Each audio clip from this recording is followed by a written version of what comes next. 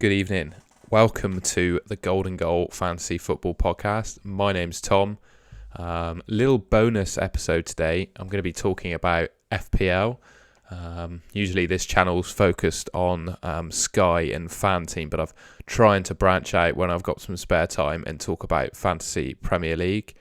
I'm going to go through my team for Game Week 11, how I'm just getting on overall, and then I have some dilemmas at the moment with my team, and I don't think I'm alone in that. So I'm going to talk through some picks for players to replace popular players that are injured, and look at some stats as well. So let's get right into it. So first of all, rather than looking at my team, I just thought I'd have a look at the Game Week 11 fixtures, just to see who's looking like a tasty pick for the week. So we got Brentford in Brighton. Brighton have had a really decent time of it this season. They're looking like a top 6 quality team. And based on their performance against Newcastle and just how shoddy they were defensively, I really fancy Brighton in this game. Brentford, that is, that were dodgy defensively. I really fancy Brighton in this game. Trossard's a good value pick in FPL. And I think, he's got Brentford and then Forest as his two games in the next 2 weeks. You couldn't really ask for two better defensive fixtures going off of current form. Really big fan of Trossard going into this week. If unlike me, you're in a unique position where you don't have to make transfers and you've got one to burn, I absolutely do not hate Trossard as an option. Then on Saturday we got Leicester Palace, Fulham, Bournemouth, Wolves, Forest and Spurs against Everton. I think this day provides one captaincy opportunity in Harry Kane. I really like him against Everton. Same with Son, actually. I don't think Son's too bad a pick either. I think both of those for Everton are decent shouts. Leicester v Crystal Palace. Quite a lot of us have got Maddison. We either wildcarded him in Game Week 9 or brought him in for other players. He needs to not get booked this week because he's on 4 yellow cards. So if he gets booked in that Palace game, it creates a real problem for a number of us players in that he won't be playing in Game Week 12 either. Just hoping he's fit for that one. Got Fulham Bournemouth. Key player from that really for me is Mitrovic. Lots of speculation going around on Twitter at the moment. I'll just be keeping my eye on the Marco Silva press conference. I reckon Mitrovic will play this weekend. I just have a feeling. Based on the comments that Silva made last week saying that he was recovering well, just makes me think that Mitrovic could be fit for this week. Wolves and Forest, I don't think there's anyone particularly noteworthy from this. I'm stuck with Nico Williams, who's probably the most popular player from both of these teams. He got benched in his last fixture, which was really annoying for, I think Serge Aurier took his place. We all thought that Nico Williams was the nailed 4 million-ish defender. Doesn't look to be the case, so he might be someone that I move on this week as well, because I only really had him as cover for Game Week 12, and now I'm doubtful that he'll play. So need to take some action there, I think. Then we got Villa Chelsea, Leeds and Arsenal, United Newcastle, Southampton West Ham, Liverpool Man City. I don't think it will surprise many people to suggest that I think the best captain this week is Erling Haaland, based on their recent defensive performances. And I've been saying this in jest in the past as a Man United fan, but I really think that Liverpool are a team to target at the moment. Going forwards, they'll always be pretty good. They've got some really talented players. Obviously, Salah scored a hat-trick in 6 minutes against Rangers yesterday. So going forwards, I wouldn't really have any worries with Liverpool, but it's their defence where the problems really are. So I think captaining Haaland against that dodgy Liverpool defence, probably the best way to go this week. Looking at the other fixtures, got Villa Chelsea. I really fancy Chelsea in this game. I think they've taken a step up under Potter, looking pretty resolute defensively, scoring a decent amount of goals. Aubameyang, I mentioned him on a previous pod that we recorded for some different games, but I really like Aubameyang as an outside chance for Game Week 12. I think he started in the Champions League, which he may not start on Sunday and then play again game week 12.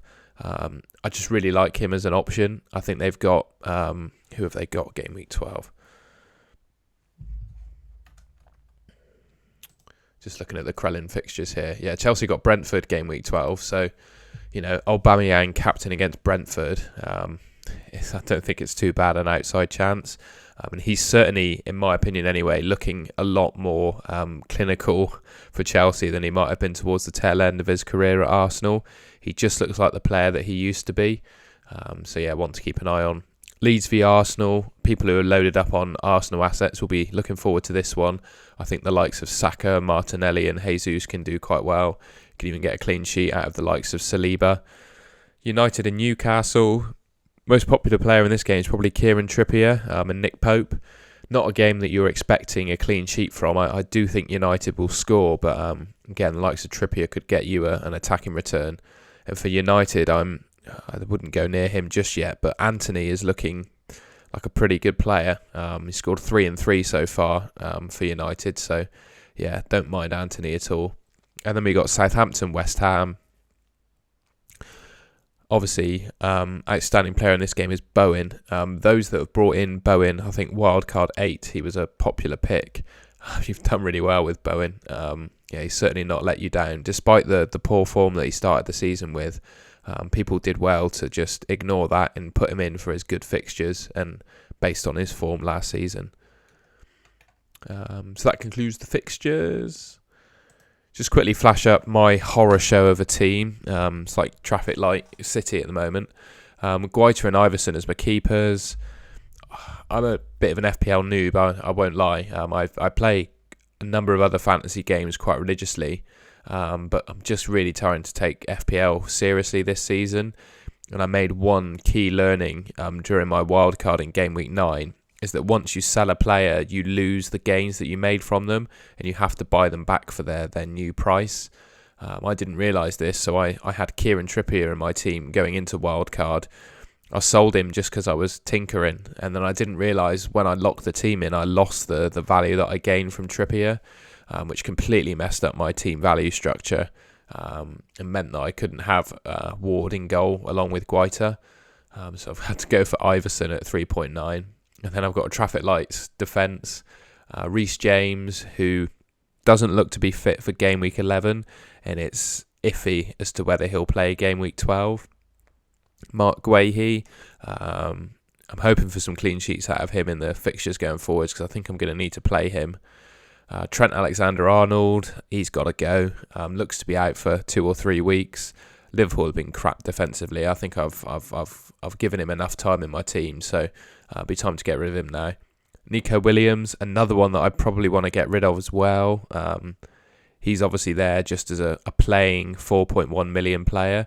Problem is he's not even playing now. He got benched in the last game, so he's certainly one that's on the chopping block.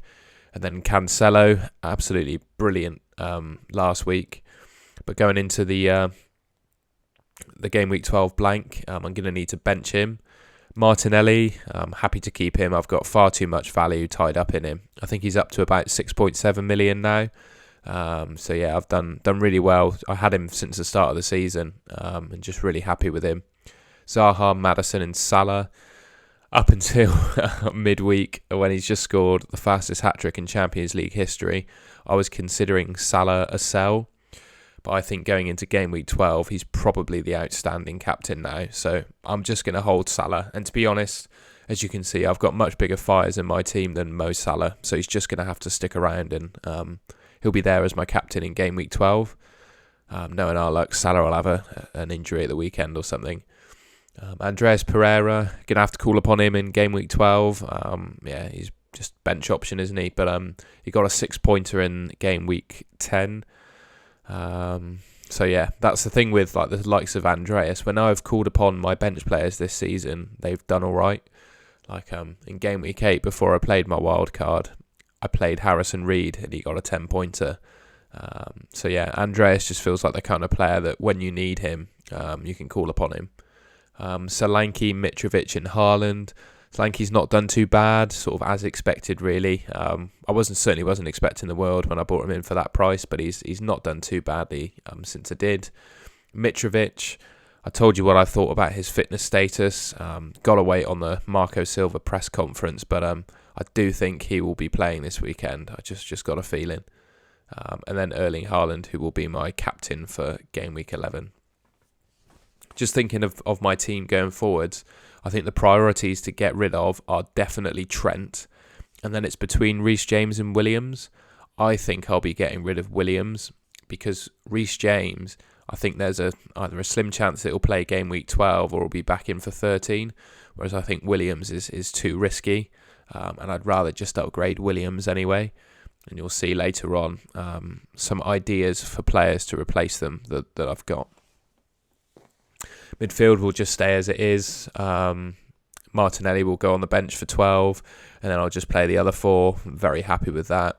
Solanke and Mitrovic will be staying. I think even if Mitrovic is confirmed out, I don't think I can realistically get rid of him. He's just going to have to go onto my bench. And then Haaland, already got too much value tied up in him, so he's just going to have to be benched as well. So yeah, plan is to bench Cancelo, Martinelli, Haaland, say some prayers that Reece James is fit for game week 12, and then I think I'm going to sell Trent and Williams this week and upgrade my defence. So that's it for my team. I just wanted to show some stats that people might already have seen this week, but it's just the game week 11 clean sheet percentage odds and scoring data. This is courtesy of FPLReview.com, really good website. That shows this kind of data for free, and they've also got lots of really fun and interesting sections within their premium function as well, which I think you have to subscribe for, but this is just readily available on their website for anyone to look at for free. And interestingly, this week, top of the list for clean sheets is Tottenham, and top of the list for anytime scoring percentage is Harry Kane. So the math seems to be really backing Tottenham against Everton. Certainly for a clean sheet, though, I think that's one of the lowest numbers for like the top team. Obviously, given that City have got Liverpool, they're not even in 25%. So yeah, Spurs are top for clean sheets. Chelsea sort of in and around there at 33%, but I don't think this week, based on these numbers, you can really bank on any team keeping a clean sheet. Yeah. No one's over, my mind, 50% is where there's some confidence that a team will get a clean sheet, because in my simplistic mind, that's more likely than not they'll get a clean sheet. But yeah, most of these teams, well, pretty much all of the teams are expected to concede this week, so just want to consider there on your defenders. And then on the scoring data, I think personally, Haaland is probably under-egged here. I think with the bookies algorithms and stuff, Liverpool probably still have a bit of credit in the bank from their defence of previous seasons. Personally, I've watched them all season and they have not improved. Week on week, they've not gotten any better. And I really do think they're a team to target. I would put Haaland up in the 60s for a percentage to score this weekend if it was my gut feel maths. I mentioned Aubameyang. He's up there again this week to score against Villa. Mitrovic is up there again to score against Bournemouth, so that's the reason why I'll be keeping him, I think, because the upside is there should he be fit. Other players to note, Ronaldo, but will he play against Newcastle? I'm just not sure. And Heung-min Son as well. I don't know really if anyone watching this has got Son, but in my mind, if you do, I wouldn't be selling him. I think you've got to hold him for the next couple of weeks against Everton and United, and he'll probably score 1 or 2 goals in those 2 games, in my view. So I mentioned earlier about defenders this week. Like I said, I've got 2, maybe 3 defenders that I probably should be getting rid of in Trent, Williams and Reece James. And what I thought I'd show next is just my rough thinking as to who I can replace them with. An honourable mention, by the way, I don't have them shown as statistics or any data around them, but an honourable mention to Brighton defenders as well. I think I prefer the players that I'm going to show you, but Brighton defence is also worth a shout as well. So the likes of Dunk, Webster, they could be pretty decent. But what I've gone for, are the choice of the Spurs defenders, which you can see here. So I think there are 6 in total that could play both of the games and that you could pick in FPL. And these are their fixtures for the next 6 game weeks up until the World Cup. Obviously, we only need really to, at this stage, if you're making transfer decisions, you absolutely only need to worry until game week 16, because after then you get your World Cup wildcard. And I think there are 6 Spurs defenders that you could take a look at picking. So the wing backs, the reason I've put them in here, Emerson Royale is suspended up until game week 13, which probably frees up some chances for some of these players to play. Only problem is there's still 3 wing backs in only 2 positions. So yeah, it's just an interesting one with them really. I think it's a bit too risky to be going for a Spurs wing back. In my opinion, if I had one, I'd probably keep them. But I don't think I'd be going out of my way to buy one. The likes of Romero and Davies are pretty decent options. I think they've got a decent chance of playing both of the games. But my standout pick from Spurs, and it's a pretty boring one, but I'd go for Eric Dyer. I think you can pretty much guarantee that he's going to play all of those games. He seems to be a favourite of Conte, playing really well in the middle of the back three. And he's really genuinely got some goal threat from set pieces as well. So whilst these wing backs might be exciting and quite explosive, I genuinely think Dyer is right up there with them in terms of like expected chances to score. He's really dangerous from set pieces.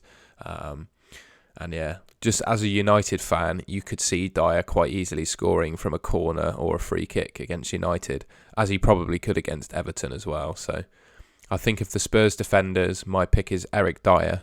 And if you look this week, if you remember those clean sheet odds, Spurs are top for clean sheets this week. So I think that further solidifies that they're a decent option. So I'll quickly clear that off the screen. Next up, I don't know if it will be a surprise to anyone, but I've suggested Ben Chilwell or Mark Cucurella from Chelsea. As I said, they seem to have had a little bounce back under Graham Potter. They've been pretty good defensively for the fixtures that they've had under him. And I think Chilwell and Cucurella, you could just go sideways from Reece James, or these could be downgrades from Trent. But yeah, I think the story is pretty simple with these two. Ben Chilwell is absolutely the best option should he be playing. I think he offers much more attacking upside than Cucurella can. But the question is he fit enough to play?